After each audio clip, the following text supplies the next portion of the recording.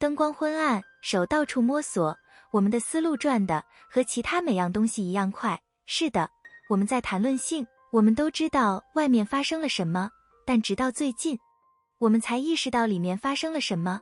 早些时候，我们从宗教领袖那里寻求恋情和性方面的建议，世人花了一段时间才接受性的观念，以及我们的性本质是一件值得科学研究的事情。其中一个需要研究的观点是人类对性刺激的反应。在我们讨论我们如何对性刺激做出反应的不同理论之前，让我们先解释一下我们今天所知道的身体性反应周期是什么。什么是性反应周期？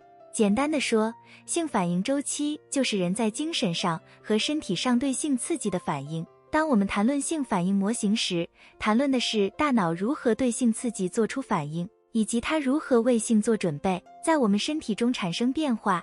这就是为什么研究人员知道大多数人的反应是有规律的。如果可以为此建立一个衡量标准，我们身体对性的反应就有了多个模型或视觉表征。每个模型都以不同的方式谈论性反应周期。因为人类是独一无二的，我们可能会发现并不是所有模型都适合自己。你觉得哪个最适合自己？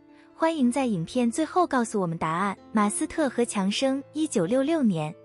今天，当我们在性方面有问题时，性被认为是一段恋情中重要而健康的一部分。现在它可以被视为一种医学问题，但在20世纪60年代，情况完全不同。威廉 ·H. 马斯特和弗吉尼亚·强生开始对妓女、志愿者，甚至他们自己进行采访和身体评估，以了解人类对性刺激的反应。性被认为是一件大事。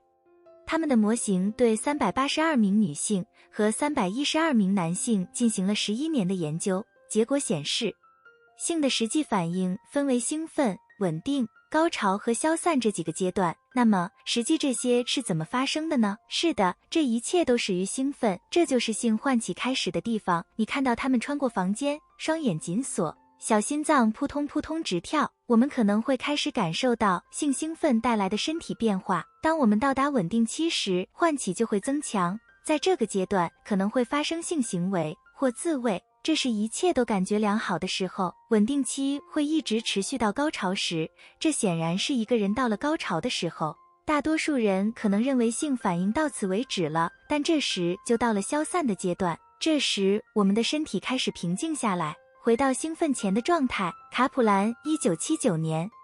虽然马斯特和强生模型可能是最著名和最被广泛使用的，但他更关注研究人员在人类身上观察到的东西。这意味着是生理反应，而不是心理或生理反应。性治疗师海伦·辛格指出，这个模型缺少了些东西。他调整了马斯特和强生的模型，使其也适用于有性功能障碍的人。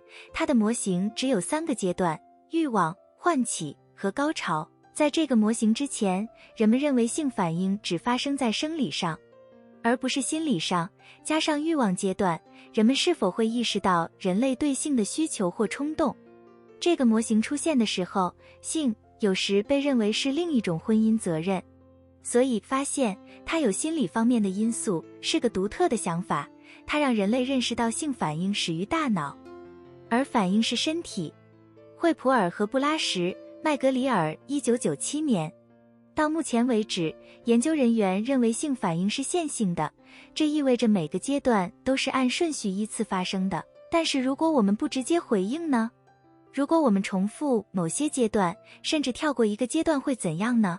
这是贝弗利、惠普尔和卡伦·布拉什、麦格里尔在他们的模型中考虑的重要因素之一。他们甚至回到了4个阶段。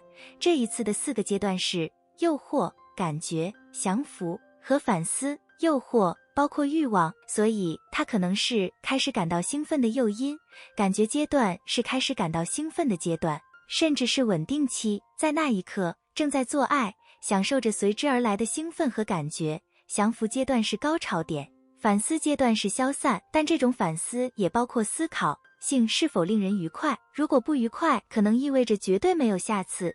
为什么是这个循环而不是直线？这么说吧，这个模型假设女性要求她们的性接触是愉快的，这样才会有下一次，所以如果他们喜欢这次经历，他们会选择再次参与，从而创造了一个性反应的循环。除此之外，他们还指出，女性在性反应方面的要求可能比男性更高。巴桑2000年，性反应周期的每个版本都为整个性研究带来了一些独特的东西。罗斯玛丽·巴桑的模型也不例外，他考虑了不同的因素，比如处于一段长期的恋爱关系中，或者性别会如何影响一个人的反应。我们知道男人来自火星，女人来自金星，但我们不知道这包括我们如何兴奋起来和兴奋消退。他认识到睾丸激素在男性性反应中起着关键作用，使之成为一种生物学功能，但对于女性来说，情况并不总是如此。他研究了女性通常经历的不同性障碍，并考虑了女性的性反应往往更多是精神上的或心理上的，而不是生理上的。比如性欲亢进，巴桑的模型稍微复杂一些，因为它划分的阶段与其他模型不同。我们从性中立开始，我们对性没有感觉，但如果找到合适的刺激，我们可能会敞开心扉。当刺激来袭时，它会触发心理和生理反应，我们可能会开始体验欲望或觉醒，可以在两者之间来回切换。与其他模型不同的是，这个模型并没有真正讨论身体上的性行为或性高潮，但它表明性的目标可能是情感上的亲密和身体上的满足。